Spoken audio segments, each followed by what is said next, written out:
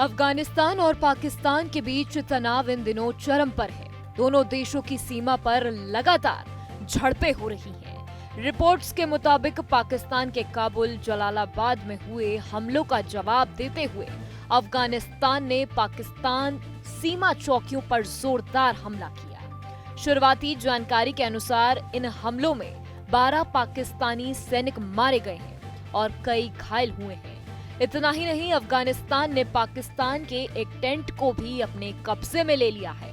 इससे साफ है कि आने वाले दिनों में पाकिस्तान की मुश्किलें और बढ़ सकती हैं। दोनों देशों के बीच शुरू हुआ ये संघर्ष अब कई इलाकों में फैल चुका है और हालात जल्दी शांत होते हुए नहीं दिखाई दे रहे हैं। इसी बीच कतर, ईरान और सऊदी अरब जैसे देशों ने दोनों देशों से संयम बरतने की अपील की है।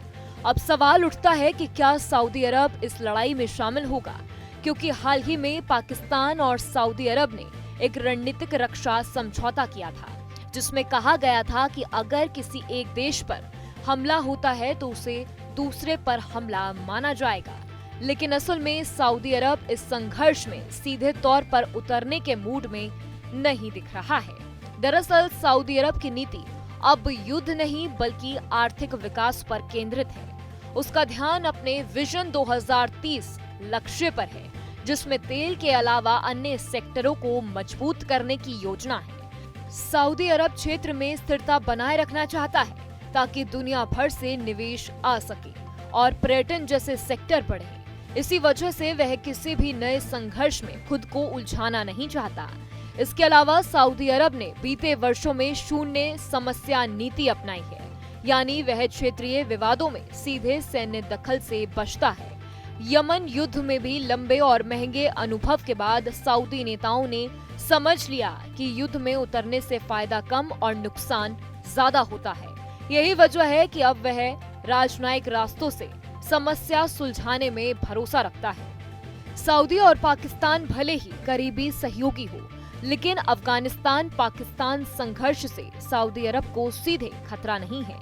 ये लड़ाई सीमा विवाद और आतंकवाद से जुड़ी हुई है, जो सऊदी के रणनीतिक हितों से अलग है। साथ ही सऊदी अरब ने हाल ही में ईरान के साथ अपने रिश्ते सुधारे हैं।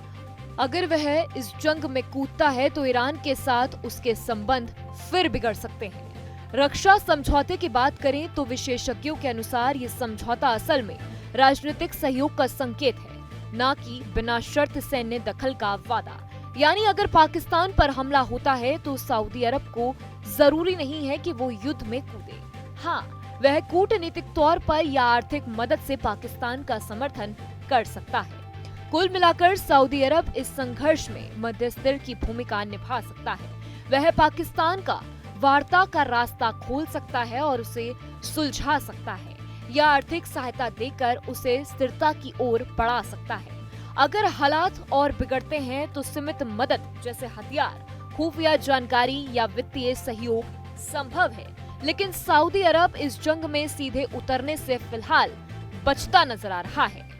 जहां भक्ति है हर शब्द में, कथाओं में छुपे हैं दिव्य रहस्य और ज्योतिष देता है जीवन को दिशा। धर्म से जुड़ी हर बातों को जानने के लिए हमारे चैनल स्तुति को सब्सक्राइब करें। चैनल पर जाने के लिए इस लिंक पर क्लिक करें।